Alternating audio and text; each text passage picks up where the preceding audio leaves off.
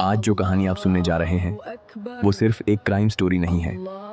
ये उस समाज का आईना है जहां कई बार सत्ता, पैसा और रसूख इंसाफ से भी ज्यादा ताकतवर बन जाते हैं। एक ऐसा शहर जिसे पूरी दुनिया उसकी रूहानी शांति, सूफी संतों की दरगाह और पवित्रता के लिए जानती है। उसी शहर की शांत गलियों और इबादत की आवाज़ों के पीछे छिपा था एक ऐसा खौफनाक राज जिसने सैकड़ों लड़कियों की जिंदगी हमेशा के लिए तबाह कर दी। ये कहानी है 1992 के अजमेर की। उस दौर में न सोशल मीडिया था, न स्मार्टफोन, न इंटरनेट। अगर कोई जुर्म हो जाए तो उसे दबा देना आज के मुकाबले कहीं ज्यादा आसान था। राजस्थान की अरावली पहाड़ियों के बीच बसा अजमेर उस समय एक छोटा, शांत और पारंपरिक शहर माना जाता था। लोग वहां दरगाह पर सजदा करने आते थे, मन्नतें मांगते थे। लेकिन उसी शहर में धीरे धीरे एक अजीब डर फैलने लगा था। स्कूल और कॉलेज की लड़कियां अचानक चुप रहने लगी थीं।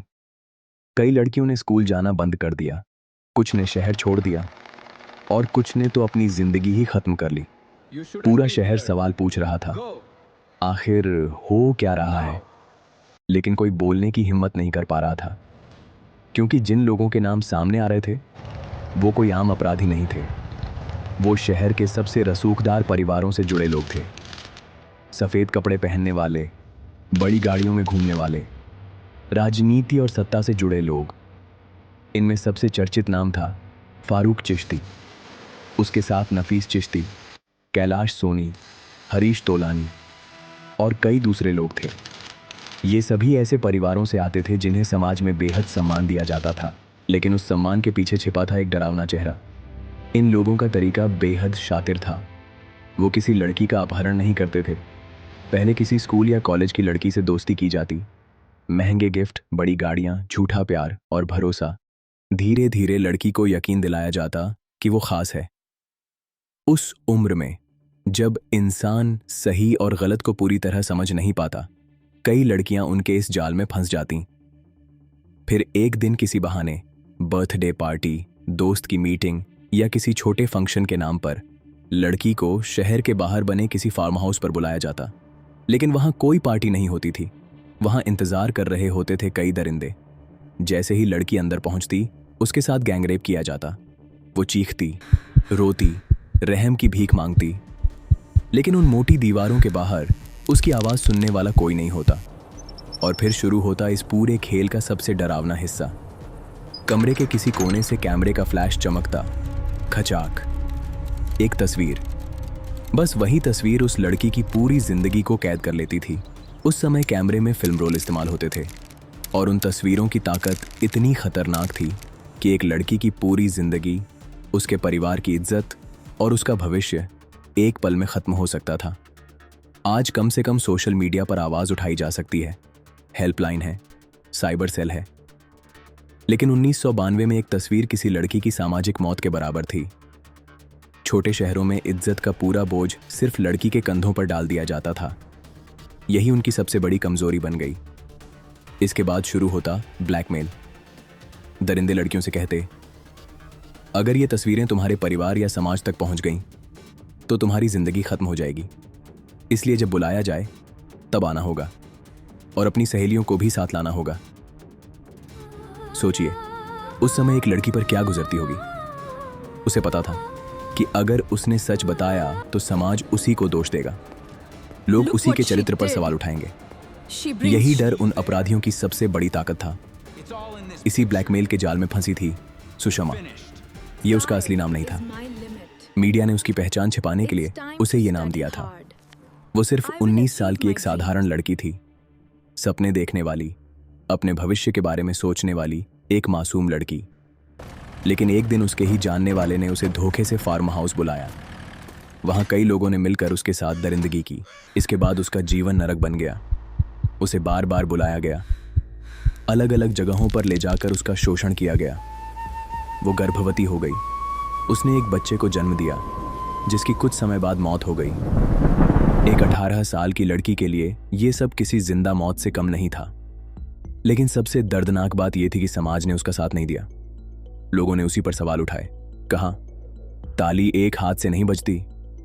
उसकी शादियां टूट गईं, लोग उसे ताने मारते रहे और वो दरिंदे वो खुलेआम घूमते रहे, राजनीति में, समाज में, महफिलों में, सिर उठाकर।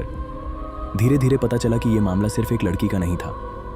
पुलिस रिकॉर्ड और रिपोर्ट्स के मुताबिक 100 से लेकर 250 तक लड़कियां इस गैंगरेप और ब्लैकमेल के जाल में फंस चुकी थीं। एक लड़की अपनी बदनामी के डर से दूसरी लड़कियों को लाती, वो दूसरी तीसरी को, और इस तरह ये पूरा मामला एक खौफनाक पिरामिड की तरह फैलता चला गया। पूरा शहर डर में जी रहा था। लेकिन हर अपराधी एक गलती जरूर करता है। मई 1992 में इन लोगों से भी एक बड़ी गलती हो गई।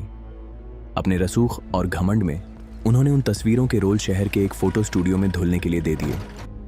लेकिन वहां से कुछ तस्वीरें लीक हो गईं, और यही वो मोड़ था जिसने पूरे देश को हिला दिया। वो तस्वीरें पहुंची एक पत्रकार संतोष गुप्ता खाती के हाथों में। वो दैनिक नवज्योति अखबार में काम करते थे। अब सोचिए, अगर आपके हाथ में शहर के सबसे ताकतवर लोगों का ऐसा राज आ जाए तो क्या आप अपनी जान जोखिम में डालेंगे? संतोष गुप्ता ने डरने के बजाय सच छापने का फैसला किया। 16 मई 1992 दैनिक नवज्योति के पहले पन्ने पर एक धुंधली तस्वीर छपी। तस्वीर में एक लड़की के साथ हो रही दरिंदगी साफ दिखाई दे रही थी। चेहरा धुंधला था, लेकिन दर्द साफ था। और फिर पूरा राजस्थान हिल गया। चाय की दुकानों से लेकर राजनीतिक गलियारों तक सिर्फ इसी केस की चर्चा होने लगी। वो राज जो अब तक फार्म हाउस की दीवारों में बंद था, अब पूरे देश के सामने था। लोगों को लगा कि अब पुलिस तुरंत कार्रवाई करेगी, आरोपी गिरफ्तार होंगे, अदालतें तेजी से फैसला सुनाएंगी। लेकिन हकीकत बिल्कुल अलग थी। इन आरोपियों के तार राजनीति और सत्ता से जुड़े हुए थे। शुरुआत में पुलिस ने मामला दबाने की कोशिश की। केस दर्ज करने तक में आनाकानी होने लगी। ऊपर से दबाव डाला गया कि मामला शांत कर दिया जाए। पीड़ित परिवारों को धमकियां दी गईं, पैसों के लालच दिए गए। लेकिन मीडिया और जनता का दबाव इतना बढ़ गया कि सिस्टम ज्यादा देर तक चुप नहीं रह सका। छात्र संगठन, वकील और आम लोग सड़कों पर उतर आए। पूरे शहर में प्रदर्शन शुरू हो गए। मजबूर होकर पुलिस को कार्रवाई करनी पड़ी। कई लोगों के खिलाफ चार्जशीट दाखिल हुई और कुल 18 नाम सामने आए। लेकिन इसके बाद जो शुरू हुआ वो शायद किसी भी पीड़िता के लिए सबसे बड़ा मानसिक अत्याचार था। एक ऐसा कानूनी संघर्ष जो 1 या 2 साल नहीं, पूरे 32 साल तक चला। मुख्य आरोपी फारूक चिश्ती बेहद चालाक था। उसने कानून की हर कमजोरी का फायदा उठाया। कभी खुद को मानसिक रूप से बीमार साबित करने की कोशिश की, कभी मेडिकल सर्टिफिकेट दिखाए, कभी अदालत में पेश होने से बचता रहा। कई आरोपी फरार हो गए, कुछ दूसरे राज्यों में छिप गए। एक आरोपी ने आत्महत्या तक कर ली। और यहीं से शुरू हुआ भारतीय न्याय व्यवस्था का सबसे दर्दनाक हिस्सा, स्प्लिट ट्रायल। अगर किसी केस में कुछ आरोपी फरार हो जाएं, तो पकड़े गए लोगों का ट्रायल चलता रहता है। लेकिन जो बाद में पकड़े जाते हैं, उनके लिए नया ट्रायल शुरू होता है। किताबों में यह सिर्फ एक कानूनी प्रक्रिया लगती है, लेकिन असल जिंदगी में इसका मतलब था कि पीड़ित महिलाओं को बार बार अदालत में जाकर वही दर्द दोबारा जीना पड़ता था। जो लड़कियां किसी तरह अपनी जिंदगी संभालने की कोशिश कर रही थीं, जिनकी शादी हो चुकी थी, जिनके बच्चे हो चुके थे, उन्हें हर कुछ साल बाद फिर कोर्ट बुला लिया जाता। अजमेर की विशेष अदालत के बाहर भारी पुलिस बल तैनात था। पूरे देश की नजरें उस फैसले पर थीं। कोर्ट रूम में एक तरफ वो आरोपी खड़े थे जो कभी शहर में रसूख और घमंड के साथ घूमते थे। दूसरी तरफ वो महिलाएं थीं जो 1992 में किशोरियां थीं, लेकिन अब 50 साल की उम्र पार कर चुकी थीं। जज ने फैसला पढ़ना शुरू किया। नफीस चिश्ती, उम्र कैद। सलीम उर्फ गनी, उम्र कैद। इकबाल भाटी, उम्र कैद। और बाकी कई दोषियों को भी जीवन भर के लिए जेल भेज दिया गया। अदालत ने कहा कि ये अपराध सिर्फ कानून के खिलाफ नहीं, बल्कि इंसानियत के खिलाफ था। कोर्ट के बाहर सरकारी वकीलों ने कहा, आज न्याय की जीत हुई है। लेकिन क्या सच में ये जीत थी? जरा सोचिए, क्या 32 साल बाद मिला इंसाफ सच में इंसाफ कहलाता है?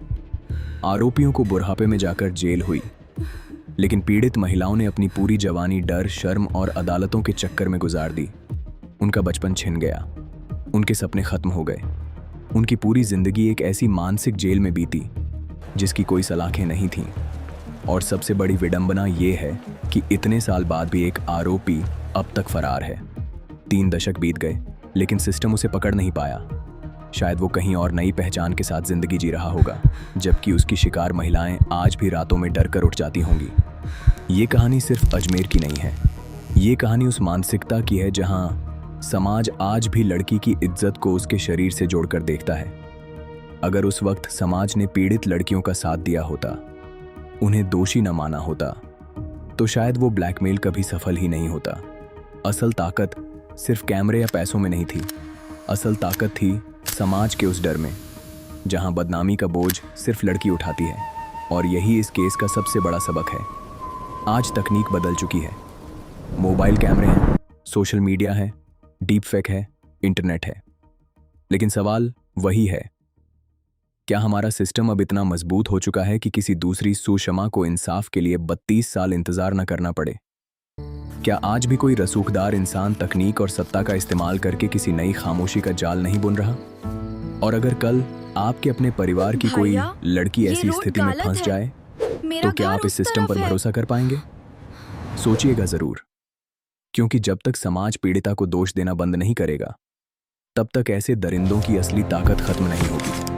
और जब तक न्याय समय पर नहीं मिलेगा, तब तक न जाने कितनी सुषमाएं अदालतों की फाइलों में, समाज के तानों में और अपने ही दर्द में घुटती रहेंगी।